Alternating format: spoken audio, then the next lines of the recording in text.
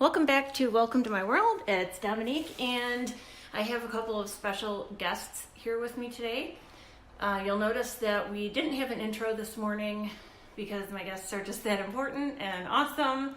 So I'm going to tell you a little bit about them, and then I will let them introduce their stories and their experiences to you first person.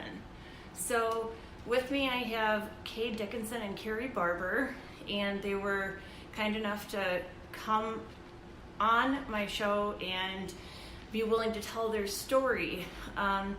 They have recently been experiencing some targeting and some harassment and, dare I say, bullying, and they're both community organizers, they're both volunteers, and they're both activists. They're writers, they're the kind of person that you want at your back because they go all in to do anything they can to help their community.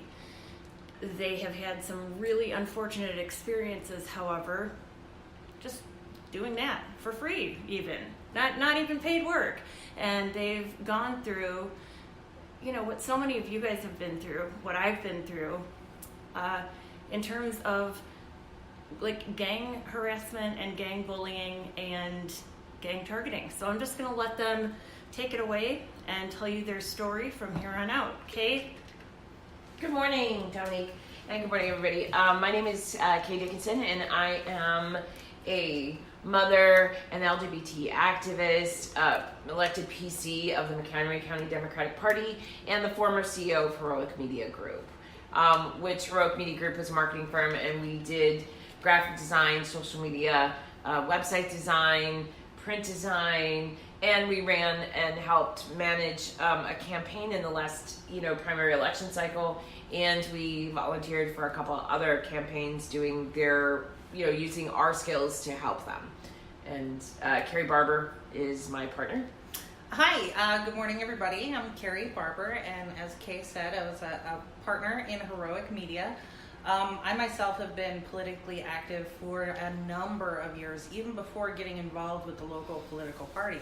So I had the pleasure of running for office with Dominique several years ago. And during that time, been a very engaged, active volunteer. So my household, we were very proud of the fact that we had recruited almost 20 different PCs to run for office to help grow the party. We have at our credit recruiting 9 election judges, 7 different other candidates to run for local, county, or wider offices. My husband was the district chair. It was just so many different things that we had done, either volunteering for private charity or other things in our community that we were really active in and very proud of the work that we were doing. So this situation, I think, took us a little bit by surprise, but as we go through it, it was one of those things where it started to become clear after the fact. But it's one of those things, when you're going through it, it's confusing and very upsetting because you don't have all the details. So thank you, Dominique, for inviting us on to kind of tell our story, and hopefully other people will hear it, gain some insight from it, learn from our mistakes, and get some tools that they can use to help them if they should come across a situation, whether it's political, civic, organization, or other. So, thank you. Well, thank you for joining me today, and I want to ask you a question, and this is probably got an obvious answer, but do you feel like hindsight is 20/20 now, but when you were going through it, it was hard to discern what exactly was going on? You just knew something was off or wasn't right? I think so. For me in particular, because in the context of this particular organization, these were people I knew, and after having been a candidate, you sit down hours and hours and go through training, and so I thought we were all on the same page, but now, to me, I suspect that there were larger conversations going on where our role in a bigger strategy some of this came about because it was again, a strategic piece for them to forward a goal opposed to ours, if that makes any sense. So, And as far, I'm sorry, I just interrupted you there. I broke my own rule. But I just wanted to ask you, okay, at the point that you first noticed that, hey, maybe other discussions are going on without us, but about us, did you ever have any of these individuals come to you and say, hey, there's something we need to talk to you about? Did anybody introduce the topic, or did you have to go to them and say, what the hell's going on? No, we never had anybody come to us directly. We heard it from third-party sources, but we never had anybody come to us directly. And even people we thought were our friends and allies, that were hearing this stuff, they never came and talked to us either. They automatically assumed the worst about us, and then started perpetuating the same rumors, and then started thinking less of us. But no one, and we had no clue this was going behind what you call a whisper campaign. We had no idea this was happening at first until someone finally said, hey, you're Kae and Kerri? Oh, I've heard things about you. And then it was like, wait, what about us? And we were really confused and wait, I don't understand. And then things started trickling in, and it wasn't and it was completely unrelated people that don't run in the same circles were repeating the same things. And we're like, oh, wait a minute. It's all lining up from person to person. I think for me, the first indication that something might be amiss was actually a social media post. So we had used a group, part of a larger progressive group. We had used that to talk back and forth, and we were all members of the same progressive organization to get people engaged civically. One of the people there took comments that I made completely out of context, twisted it, and posted it online. So still trying to give that person the benefit of the doubt, I had gone to her offline and said, okay, I see your comments here. We both know this isn't accurate. I'm going to give you 24 hours to take this down, or I'm going to have to respond in kind because you have now made this public. So I think that situation was my first indication that something might be amiss. And then, as Kae said, we were getting kind of feedback here and there. But the biggest one was when we were working on a congressional campaign. One of the consultants came back to me and called me after she had a meeting with two of these key individuals. And she was really uncomfortable. She said, I just came from a meeting with two of these people, and some of the things that they were saying about you are really concerning. So they were talking about my character, how I ran my campaign when I was a candidate, which they were helping with. They had taken what was personal in the organization and now brought it to a paid professional consultant who was also working on a congressional campaign. So that to me raised alarm bells, and even at that time I was not as concerned about what was said about me as I was about it affecting the campaign we were working on. And do you feel like it did affect that campaign? Absolutely, because some of the things that, and just for your audience so they know, we have on file a civil case. Yes. So we're going to be a little cautious about how we answer things, but some of the things that we have outlined in this case had to do directly with that congressional campaign, because these people were community leaders, well-known, very high-ranking in the state political party, and we were openly harassing the candidates.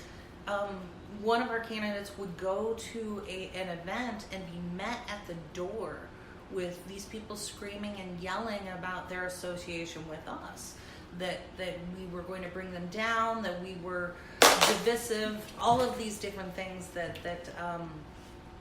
they were saying. So a lot of that activity was going on directly to affect the campaign, and some of it behind the scenes. So yeah, there was and the more we heard about these things, at first we were taken aback. We're like, wait, what? And I mean, some of the things that were said about us was that we were charging. There was 3 separate campaigns that we worked on. One we managed, and the other 2 we were just volunteers and did some of their social media and their design work and whatever. And so we were hearing from other people that we were charging them money, we were like fleecing them, and all this other stuff, and we were cheating them. We had an independent third-party audit of our books to prove that we did not charge them. The only thing we charged them for was materials, like printing costs and things like that, and even some of that we donated, because we can't, printers charge for their work.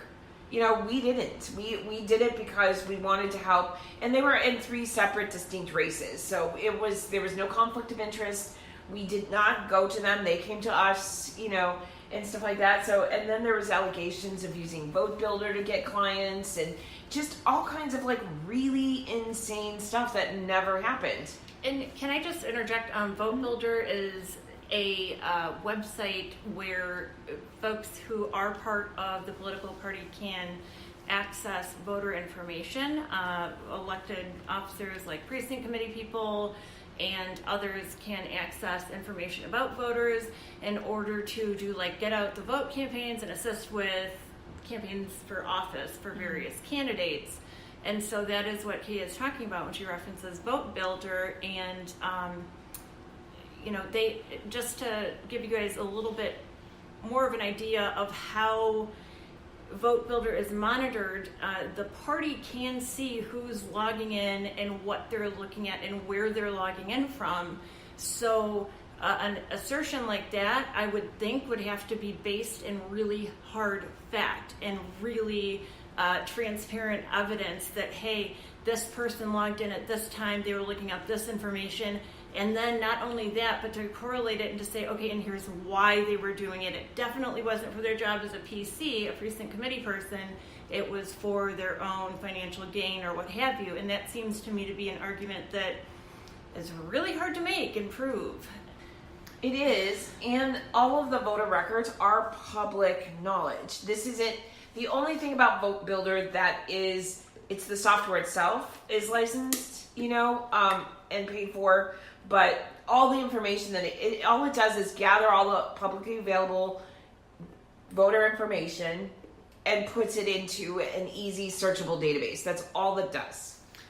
So you brought up a good point with the Vote Builder access, because yes, it is heavily monitored, and for anyone who has become a PC, either for Republican Party or Democratic Party, there is an ethical use that you have to adhere to. So that was my first indication that this whisper campaign had taken a darker turn when we start talking about ethics and things that have legal implications. So the first thing I did was went to the person in our party who was responsible for access, and I asked her to pull a report of my login, because I knew what I had logged in for and what I hadn't. And she herself at that time came back and said, well, I don't see anything on here to substantiate those allegations. And she sent me the report. What I noticed from the login report looked a little off, because it records your IP address when you log in. So you had a very clear IP pattern for my home address up until July of last year, and then suddenly in July that IP address changed. So the first thought I had was, well, maybe my cable provider checked that, and it didn't happen. And I had a third-party IT person check to make sure, am I not looking at this properly? And the verification came back that no, the IP address that's being recorded on this login is not yours. So that was my first indication, okay, this has just gotten way bigger than I thought it was. So at that time, we took all of these things, as Kae said, we tried to cover our bases and got the audit and the reports and all of these things. So now we're at a point where we've got 2 candidates who we've had to sever ties with, because they themselves were getting strong-armed, I guess is the term, to not work with us, and we didn't want to interfere with their campaign, so we parted ways amicably. But then we still had this congressional campaign, and we're like, okay, we don't want this to interfere, so what do we do? And that's when we decided to reach out for legal help. Right. And back in October, I actually sent a polite, informal, but kind of formal, it wasn't legal document, but it was a formal letter from me as a CEO, is a polite cease and desist to the chairman and the vice chairman, asking them to please stop. And we have affidavits from our political clients saying that we did not coerce them, we did not promise them anything, we're not charging them anything. We had the independent third audit. We had all of this evidence, and I sent a really polite letter saying, please, can you stop this? None of this is true. We have evidence to back this up, and I really want to move forward, and we really want to be of service to people, and we really want to help candidates with because between the two of us, we each have over 20 years of experience in our chosen field. So we have a lot of experience. We're really good at what we do, and we want to be able to help people. So can we move forward together? And it didn't work. And what was the response? If you can answer that, what was their response? Nothing. To you? Just no. We sent a certified letter. We had it reviewed by a lawyer friend, and we got nothing in return. And what, if anything, what did that tell you? We didn't even get an acknowledgement of our letters. We got nothing. So, like, in your mind, was that? I guess I don't want to ask really leading questions. Well, what did that mean to you? We just they don't really care. We completely got dismissed. I received no.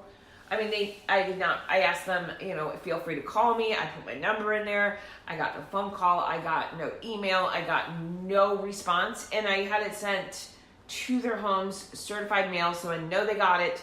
And there was no response whatsoever. And it didn't change anything either, because they still continued. One of the pieces of that story that kind of struck me as a red flag, because as you're going through this, you don't realize where you are in the placement. But it's true. When we did reach out for legal help, we had a number of people locally who saw what was going on, and were very empathetic and hated that it was happening, but didn't want to speak up. And a couple of them have a legal background, practice law, and the feedback that we got was, I really want to help you. And they did help consult on this letter, but they said, I can't do so formally because someday I might want to run for judge. So to hear somebody who's got the legal expertise with a note of fear of retaliation down the road, that to me was a clear indication, okay, I am in completely foreign territory here, and we need to be a lot more cautious about what we say, what we do, because this is much bigger than what we had thought it would be. And not only what we say or what we do, but who we talk to. Because everything we were saying, people were running back and chatting, and people we thought were our friends, turned out not to be our friends. And there was, recording of private conversations. There was it was insane. And I felt like we were in a Tom Clancy novel at one point, because I'm like, what in the world? I'm just trying to help some people. And who, I don't even know, I don't matter in the big scheme of things. I'm just trying to help some people. You're just a volunteer trying to help your community. And this is what you got. And have some people come and say, hey, I need a logo, and because I'm the design end, which I did for just all clarity and for the purpose of just putting it out there. I came to them. I was a paying client, of course, and not a political client, and they did an amazing job for a very, very reasonable price. There was no, they didn't come to me or use our connection. I had to ask them to do this work for me. So it's really interesting to me personally that they're supposedly going out there and telling candidates that they have to work with them. That's exactly right. And the irony in this is one of the people that is named in our lawsuit, it was actually her campaign that I personally had helped with, and Kay had help with when she was running for state representative. In fact, the pictures on her website now were my personal photographer friend still on her website, and all of that information. And so a lot of this had a surreal component to it. But I think what was most frustrating for me is being part of a separate organization, apart from the party itself. We had a number of people where they either outright turned their backs on us or participated in this. And it was frustrating because one of the people that we named in our suit, she directly came to me and said a comment I didn't understand then, but she said, well, you are a community leader. People listen to you. And now I understood that to mean because of that, we've got to take you down a few pegs. Mm-hmm. So part of this developed into, my husband and I wanting to take over the party, even though many times we both said no. We just want to have more wins and be a little more dynamic and responsive here where we live. And accountable and transparency. And, all the things that they tout, like, hey, where are the financials? Why, how much money did the fundraiser make? Where did the money go? Transparency, accountability. I mean, just really basic stuff. Ethics, a code of ethics, maybe. Right. Just really basic stuff. Not even like groundbreaking. It was just, please tell us what's going on. We want transparency. We want accountability. We want this to be democratic. Let's, yeah. And what can I ask? What ways, I'm assuming that you have noticed this within the party, or you wouldn't have said anything, but in what ways do you feel like they, and really probably all political parties and all branches, therein could be more transparent and accountable? And in what ways have you noticed that they are not being transparent and accountable? If you can answer that. Okay. Oh, that might take the rest of the hour. I figured it might, but excuse me. Well, this is one of the points that I actually got in trouble for, because one of the people on the executive board had posted a question about if you could change anything about the party. Well, of course, I jump on it, and one of the things I asked for was transparency, because what was happening, okay, let's back up a little bit. Here in Illinois and in most states, your county board meetings, your state legislator, everything is run on something called Robert's Rules of Order. It's a set of instructions, how to run a meeting, how to make sure everyone gets participation and things like that. Our own party constitution says that we will use Robert's Rules of Order. But what was actually happening was meetings were being held in private at the chairman's home with a small group of appointees or some elected persons. And then decisions were being made or not made, as the case may be, and then pushed down to the rest of the party. That's not how it's supposed to work by our own party constitution and the state charter. So I don't want to get into too much of a complicated issue about how the state and the county works in relation to political parties, but when we would go and sit in a meeting, it was a top-down conversation. If you even want to call it a conversation, it was more like a here's what's coming up next. And as a party member, you did not get the opportunity to really ask questions or pull through strategy or things like that. It was always told to you. So more dictated almost. Yeah. So my comment was about transparency. As Kay said, we didn't even know where the money is. And in fact, my husband, who was the chair at the time, he was getting a lot of pushback because that was one of his core things. As an executive board member, where's the money? Where's the treasury report? Why isn't the treasurer doing the report? Why is it the chairman?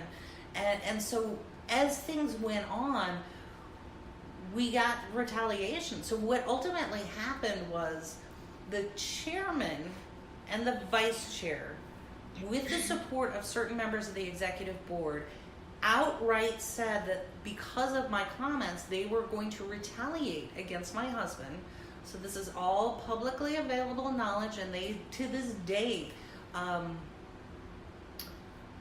celebrate and acknowledge that decision, that they were going to remove him as the chairman, which they did and this is where it gets fuzzy. Illinois state law says that when you're an appointed PC, you serve as if elected for your term.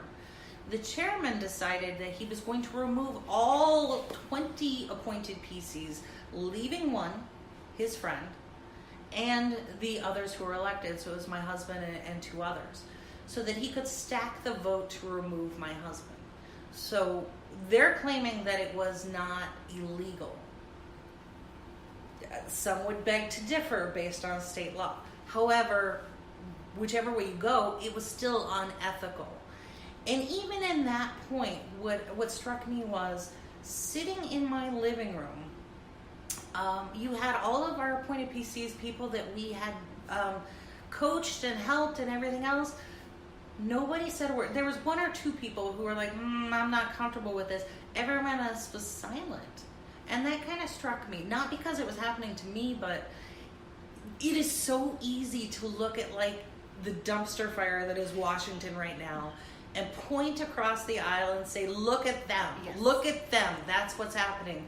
But when it's happening right there, right next to you, and it's maybe somebody on your team, it's like, don't look behind the curtain.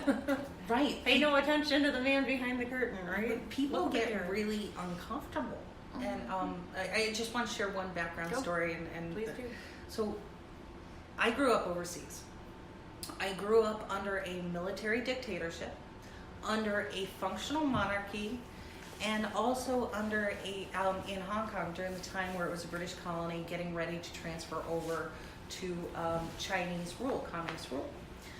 So growing up, when you went to a public event, whether it was a movie or a play or theater or something, you always knew there would be somebody there who was a representative from the government. We called them a minder.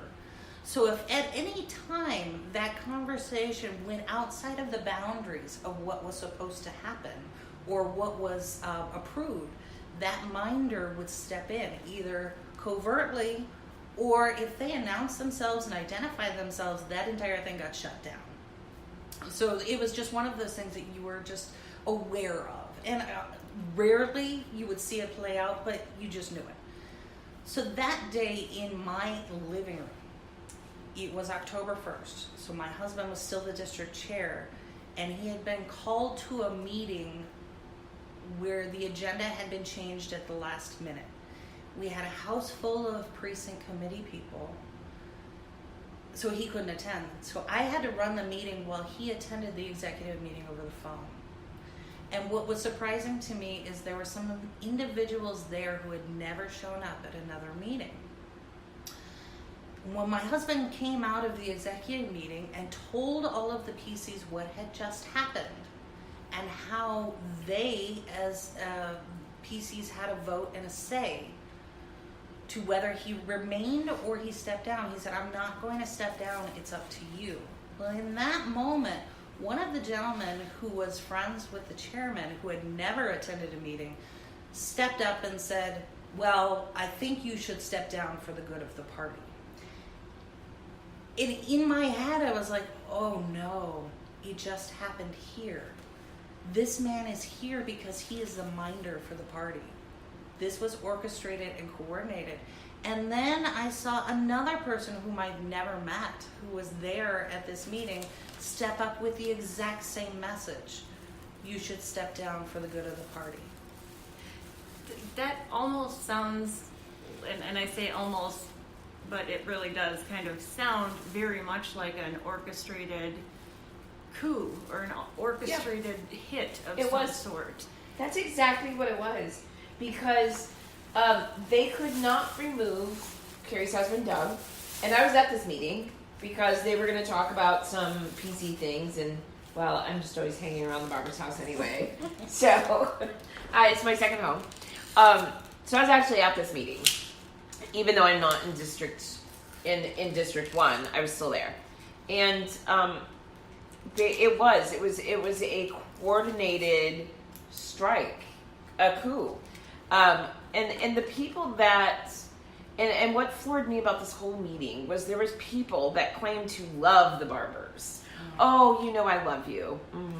And, and they would tell the Barbers all the time, I love you, you're the greatest, thank you so much, we love you. And then they turned around, and then the whole entire time this was happening, they said nothing. And I sat back and I watched.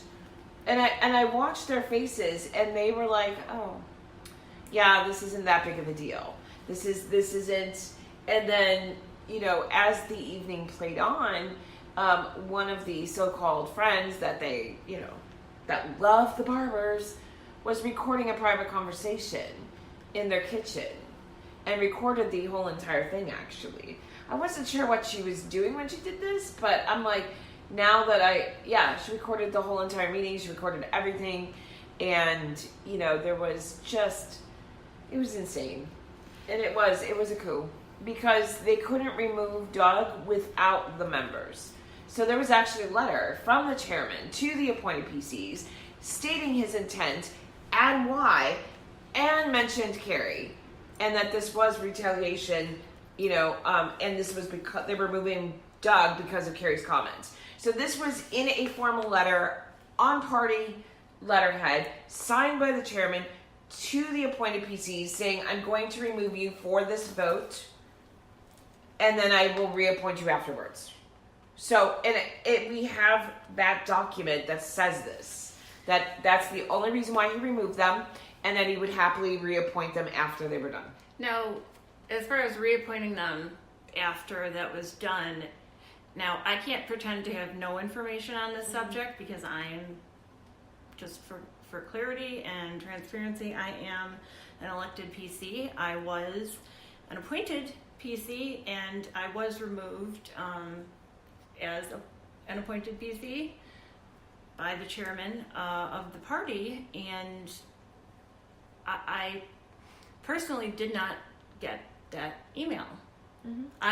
I'm not saying it didn't exist, because I did see it, but I didn't get it. I saw it after the fact, and I have to wonder, it seems to me like the people who were included on that were included for a reason. The people who weren't might have been left off for a reason. And as you mentioned, those of us who were removed as PCs seem to have been removed for a reason, and not perhaps the reason that they told us. And I really wonder what you guys think about why they apparently feel, some of the folks, I should say, involved in that party apparently feel like they have to do things under the table. Why is that, do you think? I can only speculate, and this is part of why we've decided to pursue a civil case, because there are certain elements of what we experience which actually are criminal. But based on who we're talking about and their level in state politics, we're not getting that kind of support. So our only recourse, we felt, was, okay, this isn't okay, and we're not going to let it go, because this is happening way too often, is a civil case. Because part of this is now we get to go through what's called a discovery process. So we can only speculate at this moment why those things were happening. Part of the discovery process, what we're hoping is to pull some more information so that we can get that bigger picture. My hope, and honestly, my hope is that some of this was a misunderstanding. It just kind of happened that way. What I fear is that it isn't, because what we saw across this state was this calculated, coordinated effort that if you weren't a certain brand of person within the party, you were going to be marginalized, ostracized, and pushed out. So going back to the statement that was made, that I was seen as a community leader, and then perhaps my husband and I were trying to take over the party. you can come to your own conclusions about what that may be. But what I have found is in any organization, political or otherwise, this could be, a knitting circle or whatever, you're always going to have a personality that needs to be in charge and may be threatened by someone else who has a strong personality, strong opinions, or has a good network of contacts and friends. So, like I said, I can only speculate right now. Sure. And what we're hoping is that by going through this civil process, the discovery process, and actually getting an opportunity to tell our side in the context of a legal framework, that we can start to pull apart and explore some of these things as well. Well, now let me ask you this. You've covered sort of the facts of what exactly happened and the sort of procedural facts. I want to ask you if you felt that there was a personal component at all. To something that comes to my mind would be, something like personal threats or targeted harassment or unwanted calls or, Well, I can't speak for Kay, but I know that even just recently, out of the blue, I got a text message from one of the people that we've named in the lawsuit, where she sent me 2 screenshots of my conversation online with a gentleman, totally unrelated to all of this. So I had taken the steps early on to block these people, not have anything to do with them, for my own protection as well as theirs. Yeah. Let's keep our distance. So I had blocked her months ago, and yet she was still out monitoring what I said, who I said it to, what I said in whatever context.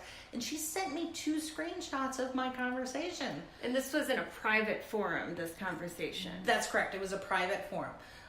So to me, you can take that any way you want. How I took it was, I'm still watching you. I can find you where you are, and nothing you say is private. So that in Illinois, that's cyber stalking and harassment. Yes, it is. So the way that the law reads is you only need to have 2 incidences of that in order to file a complaint, a summons with your local police department. Well, here I had to. As well as the preceding text message. The last time I spoke to her was in September, after some other things that happened, and I severed ties. So you could see that text message and then her 2 screenshots there. But when I called my local police department to report it, no, they went, well, you're over the age of 13. Yeah.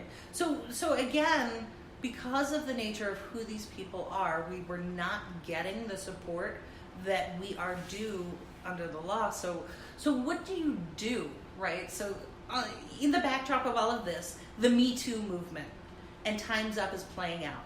And some of these same people are standing on stage collecting awards for a Me Too effort, while at the same time, behind the scenes, they are either actively harassing us or helping to make sure that we are harassed and silenced.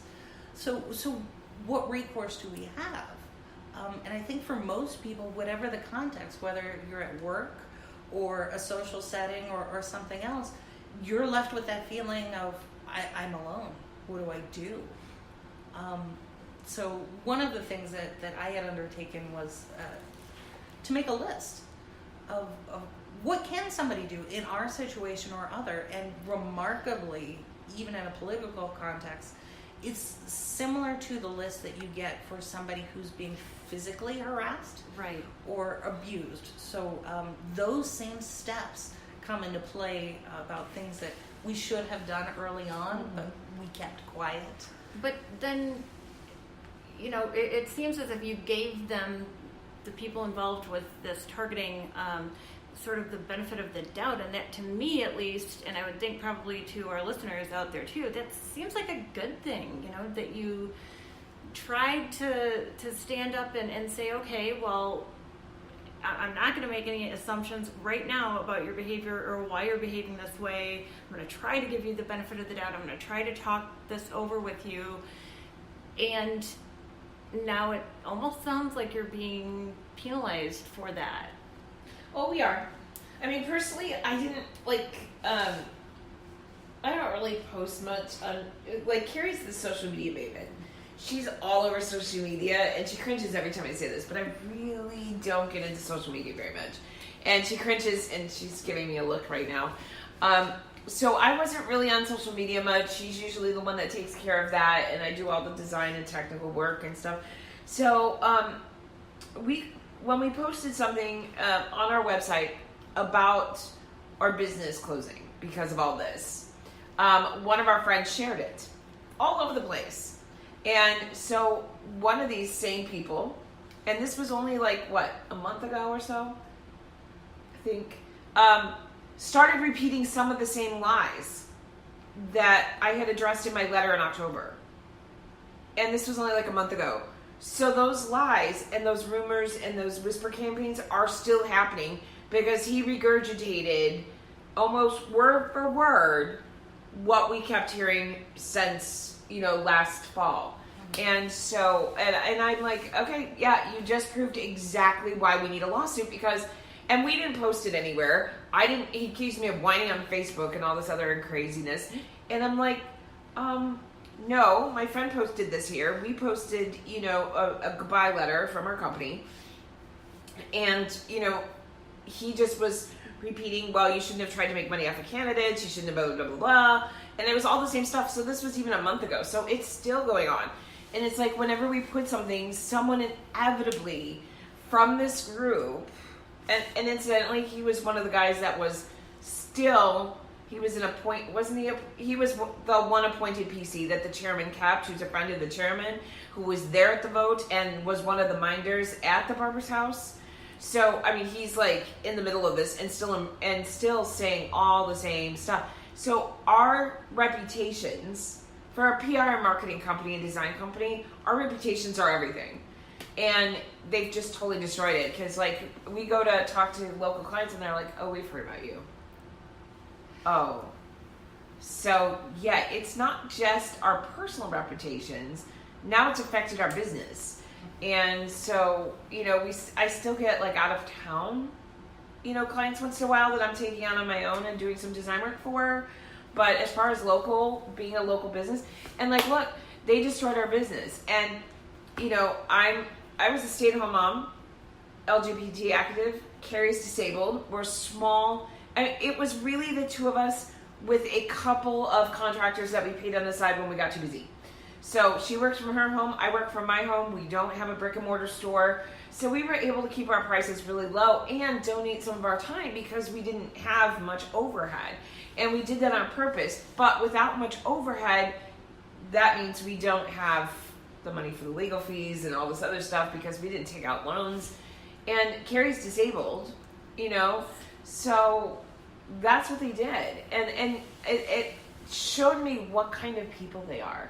And that the fact that they were bragging that they destroyed a minority business owned by a disabled person. Yeah. And I'm like, wow, it's shocking. So now I take small clients here and there, mostly out of town clients, but all the local clients are like, oh yeah, we heard about you.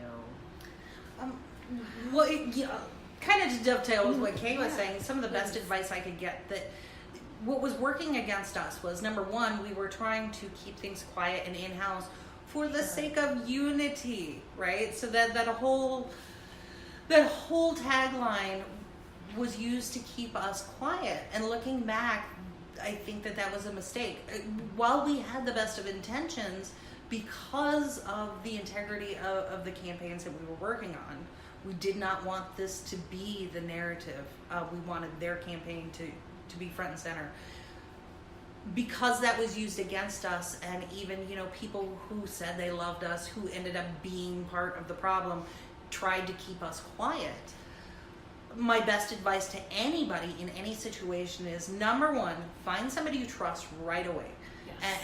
And talk to them, right? So somebody impartial, say, Exactly. hey, this situation happened, what do you think? Am I being overly emotional? What does it sound like? Find somebody who's a good sounding board. and tell them what's happening, and then write it down. Names, dates, times, all of this. Absolutely. And exactly what was said. Yes. Exactly And what you was said. keep track of everything. And then you're not quiet about it. You keep going, because I think that's the one thing we did was for the sake of unity, because we wanted to, we tried to put the low, what am I trying to say? Oh, our clients, the political people, and we're like, okay, we don't want to cause a big disturbance because we really want to see these people succeed, but we really need some good people in Washington. So we're like, okay, this is bigger than us. This is bigger than our business. We're focused on the big picture. And I don't know, honestly, and this just thought occurred to me, that when they started this campaign, this whisper campaign and smearing us, I don't know if they set out to destroy our business or just to discredit us personally. Right. But the result is it destroyed our reputation and our business. So that people are like, oh, I know about you. You ripped clients. You ripped campaign people off. You make money off of, poor people running for local campaigns and blah, blah, blah. Well, and one of the unfortunate things I should say here, certainly not the only unfortunate thing at play, is that there really are like K Street, firms out there who do these types of things, and here you are, two, just local activists and local party officials on a really small sort of level, really, really local neighborhood level. You're not getting anything from this. You're donating your time, you're donating your energy, you're donating what you do for a living, and you're the ones that they choose to go after, which is right. But bizarre. There's tons of companies out there that charge candidates a lot of tons money. of money Yeah. to do what we did, like tons of money. Yep. And we were doing it for free, and just because, and granted, it wasn't, okay, the congressional race took over our lives, but the other two were kind of on the minor side, but we were still happy to help them. But there's people that all they do is candidate work. That's like their whole business model. And that is a legitimate business. It by is, the way. and it's not a bad thing Right. to charge people for your Right. services. And you weren't doing that. It just from my personal experience of knowing you two, you're very honest people. I don't think that had you been doing that, you would say, nope, we weren't doing it, knowing that there would be evidence to the contrary. You've been so it seems as if you've been very, very transparent about all of this. Well, we tried to be, because you can't preach one thing and then do something else, which was my larger point back to how I felt that things should be run a little bit differently. So to fast forward to where we are now, is we have spent thousands of dollars throughout the last year to try and stop the behavior, which literally cost us our business, our reputation, our operating capital, all of that. It's not cheap to run a business, right? Even one with low overhead. So here we are, we've lost our business. I've lost my source of income, which, as Kay said, it's difficult when you're blind and you can't drive and you live in the middle of nowhere where public transport isn't as reliable as you'd like. So we sat down and we talked about what do we do now. And first of all, neither one of us are delicate shrinking flowers. That's very true. So we're like, speak for yourself. So what we decided was, okay, this happened to us. We hear these stories too often. And when we look across the landscape, both legally and politically, there is no one, no agency, no person, no group willing to stand up and hold these groups accountable. And what was striking to me is whether you are politically active or you're not, you pay taxes. And all of these groups, Republican, Democrat, Green, whatever the flavor, they operate on your tax dollars. So the act of voting and your clerk and all of these things, ballot access, are paid for by our taxes. So shouldn't people have a reasonable expectation that these groups that are working off your taxes operate ethically? And what we found was, after an exhaustive search, our attorney and several different legal firms, no case like ours has been brought in the last 50 years. Wow. So when people look at what we're trying to do, we have to explain to them, yes, it is a very small, tiny case, but any big change has always started with a very small case like ours. So what we had decided to do was to bring this not only so that we could tell our story, but to make sure that this doesn't happen to anyone else again, because elements of our story and the bigger picture are repeated in other stories. So when we go to court and we actually have our day where we can say this, and this we allege happened, and here is our proof and here is our testimony, each and every element of that can go towards a larger conversation to enact meaningful change. Because we know in Illinois it is synonymous with dirty politics. Yes, it is. Why? Why do we stand for it? Everyone says, well, you can't change. No, we're saying you can change it, and we're going to lead that change. So what we're asking for is people to be aware of what our story is.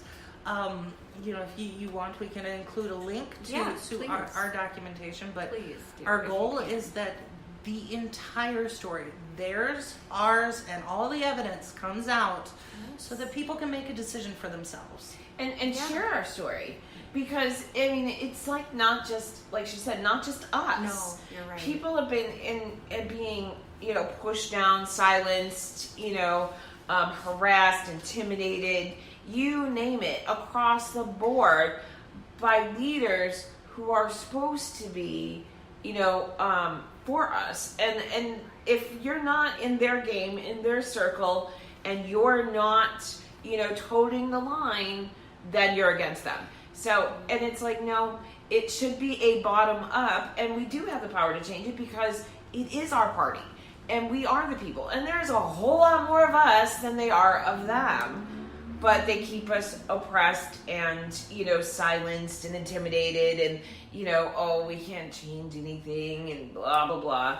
And we're really trying to fight against that, going, no, there needs to be some oversight. There needs to be accountability. There needs to be a code of ethics. We need people, and we need to have this conversation about why are we okay with this? Why are we just accepting the status quo and thinking we can't change this? We want things to be better, but we don't want to, take the leaders that we expect to be better to account or, hold them, to a higher standard, kind of thing. And like you mentioned, well, both of you mentioned, this has happened across the country, especially since the 2016 elections and during the primaries. You probably read and watched several news stories on this issue.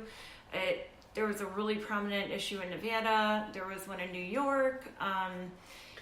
And all of these stories seem to center around, like you said, top-down sort of orders from the people in charge to shut down any dissent within the party. And I don't think that is how things are supposed to work. Like you said, it should be bottom up. Things should be brought out in the open, talked about, voted on, and change should be able to be affected. And I think that when we're distracted, being told, hey, look over there at the other side, see how awful they are, it's almost as if that is supposed to excuse anything being done inappropriately on our side. And guess what, guys? We can actually fight that battle on two fronts. We can look at the other side and say, okay, here's what we can do to change what's going on over there. And we can also look at our side and say, okay, some changes need to be made here as well, and here's how we're going to do that. I don't think that any of the, at least my opinion, any of the purity testing and that sort of thing is really going to help us to get ahead in any way. If you're shutting people out and excluding people, that's kind of taking away from your base. Oh, exactly. And just a real quick point on that is that I actually agree in that if we're shoring up our own weaknesses, then we are actually stronger moving forward to address some of the things that we see nationally, locally, whatever. So to that point, it requires a good bit of discernment on our part. For example, here in Illinois, we have the headlines of sexual harassment. We have just lost, I believe it was 5 major party leaders to allegations of sexual harassment. They've resigned or been fired or whatever. So in the follow-up to that, our state party leader and the head of the House for the Democratic Party, Michael Madigan, has appointed a task force to work on harassment. Well, who did he appoint? He appointed the SCC members. SCC stands for State Central Committee members. One of the people named in our complaint is both an SCC member and the current chairman of our party.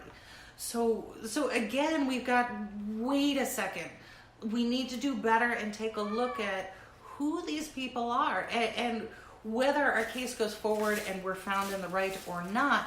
Maybe this is a time where that particular person could maybe step aside for a little bit. That would just be the right thing to do.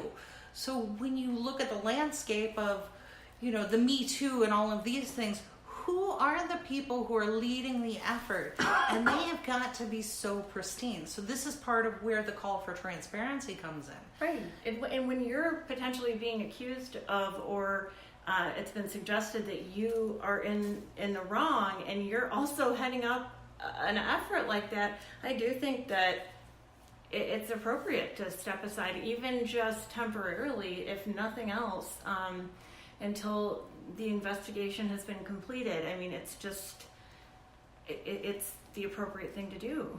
And of course, that's up to the person in question. It's not really something that we can necessarily enforce, but hopefully people will choose to do the right thing in instances like that. And certainly, I'm not suggesting that anyone in a position such as that should step down from every single responsibility they have, but maybe don't be the one investigating claims like that if you are being charged with them. I think that's a pretty simple solution. Mm-hmm. So what would you say is the upshot to you of the entire situation? What are you looking to accomplish? Or is it, I know that you're trying to affect change because we have talked about that, but is there anything you're looking for in terms of an apology or a personal, like a mea culpa type of situation? What are you looking to accomplish? Or are you just trying to raise awareness? For me, it's raise awareness. I'm never expecting an apology from them. I honestly don't think that they'll ever see that they did anything wrong. I don't think that they saw that their actions, their whisper campaigns, because they are, and here's the thing, sometimes people who are in a position of power don't realize that their words matter. You're correct. And that their actions matter. And that, it actually has a ripple effect. And I don't think they thought, and I could be wrong about this, but I don't think that they thought that their actions would have the impact that it did on us. I think they tried to do a couple of things, but the far-reaching, impact of it, I don't think they thought it would get as big as it did. I don't think that they, but I mean, people talk, and they were saying things, and they may have said it to a handful of people, but those handful of people said it to another handful of people that said it to another handful of people that said, and it just, and pretty soon we were surrounded by people. So I'm not sure if they maliciously went out, and this is part of the discovery, we'll find out in the discovery if their intent was malicious or if it was, truly a purposeful whisper campaign, or if it's just something that got, like she said, blown out of proportion. But regardless, they have to realize, and, as far as being, community activists and stuff like that, they are in a position of power, and their words matter, their actions matter, and someone has to hold them accountable. So I don't think that we'll ever get an apology. I honestly don't. And I'm not looking for that. If it happened, great. But honestly, what I want is I want someone to be held accountable. I want someone to go, okay, yeah, this happened. I want the awareness, and I want someone held accountable. That's what I want. And transparency. During the discovery, I'm looking for all of this to come out. Good, bad, ugly, whatever. So that we can see, see behind the curtain of what happened when, and figure out, was this, like she said, was it something that blew out of control, or was it all malicious orchestrated? intent? Yeah, Orchestrated. And but regardless, the impact was still the same. Regardless if it blew out of control or if it was orchestrated, the impact was still the same on us. Yeah. And and here's the thing, with everything that's happening in our country and everything that's happening with, in Washington and all of this, the thought was, it kept occurring to me, like, people are starving for some kind of someone with integrity to step forward and lead, and to have, like, hey, instead of the lesser of the evils, we actually have someone we can believe in. Right. Do you know what I'm saying? Yeah. Or instead of, I've got this party or that party and they're both crappy, at least one party could step forward and say, okay, no, we get it. We're listening. We're going to lead with integrity. We're going to be transparent. We're going to listen to you, what you want. We're not going to tell you, we're going to listen.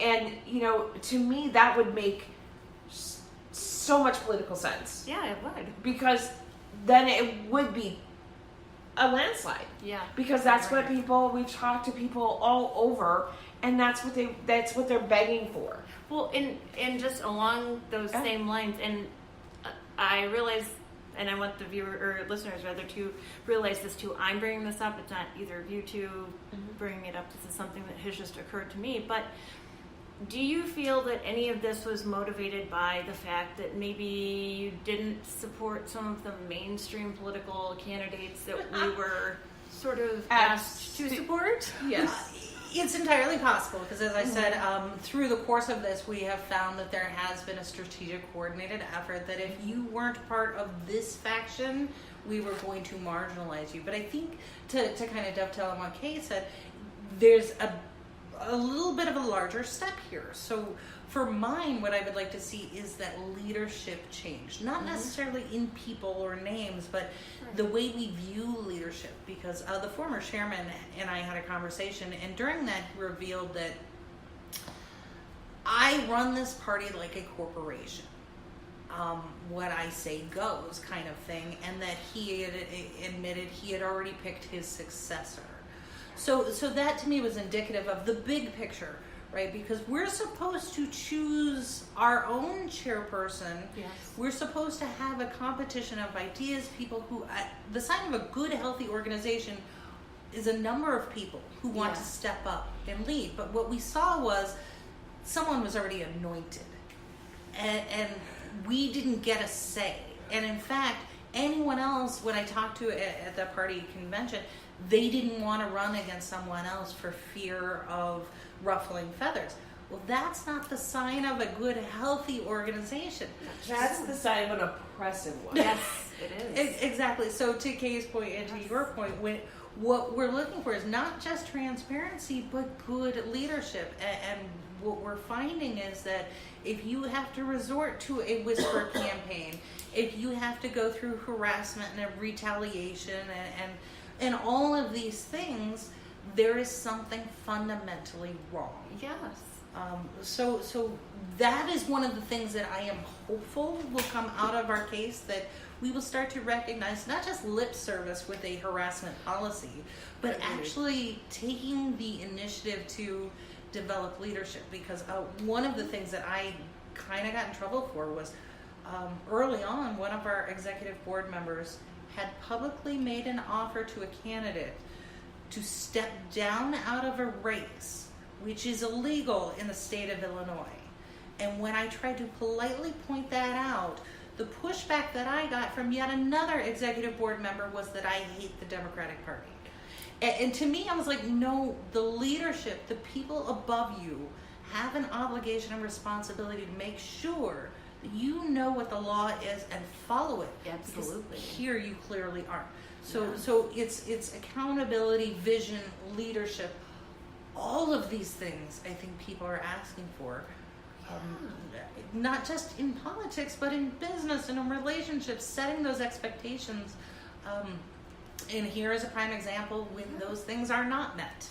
Well, yeah, and I think on that note, I really feel like just about every conflict since the dawn of time has occurred because of unmet expectations, uncommunicated expectations and assumptions. And if the parties are making these types of assumptions that, anybody who steps up to help is challenging our power, that to me says that there is, like you said, something fundamentally wrong. And that's what I tell my clients who work in toxic work environments, that if that is your culture, your office culture, or your corporate culture, there is something fundamentally wrong, and the leadership does need to be replaced. And if they can't be, perhaps you need to find another job, and perhaps you need to look elsewhere. And maybe that's something that will end up happening. I don't necessarily think that was any of our goals going into this, but it looks like something, even in whether it be the Republicans or the Democrats, it looks like that's something that people crave on both sides of the aisle. So anything else you guys want to share before we wrap this one up? No, I'm good. No, I just really appreciate this format and getting the opportunity to share our story. Yes, thank you, Dominique. We really appreciate it. Well, and of course, we love you and adore you, and we always have fun when we hang out. Back at you, yes, we do. And I really appreciate you guys coming on the show, because it's unfortunately it is a good example of this sort of targeting in action, and it does happen across the political spectrum and really across the spectrum of the human experience. So I think that really just about every episode of my show that I've ever done has been every piece of advice that I've given has been confirmed right here. Right. Unfortunately. But I do wish you guys both the best of luck. I know and respect both of you, and I really appreciate the work you have done. So thank you. Thank you so much, and we really appreciate being here. And we adore you and your cat. And well, and that was Annie talking earlier. Yeah. If you were hearing me out, she's got to interject every so often. She's a very supportive, vocal, supportive cat. So yeah. Yeah, she is. She is a very vocal cat, and she has to be the center of attention on just about every show and every episode ever. Yeah, and we do have a Get funding campaign going for. Yeah, so we will put it. We're just asking for a couple dollars from anybody who can contribute towards our legal funds, because as we all know that our judicial system favors people with money.